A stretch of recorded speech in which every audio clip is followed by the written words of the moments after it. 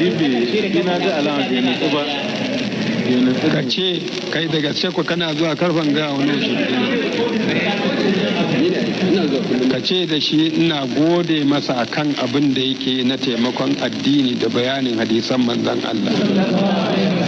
A ce Allah ya taimaka masa kuma ya taimaka mana baki duk bayanin da yake yana ba ni sha'awa kuma na jin daɗi, amma ba irin ɗaya da na ji kwanan nan da ya ce shi bai ga dalilin da za a ce tsoho ba zai auri budurwa ba.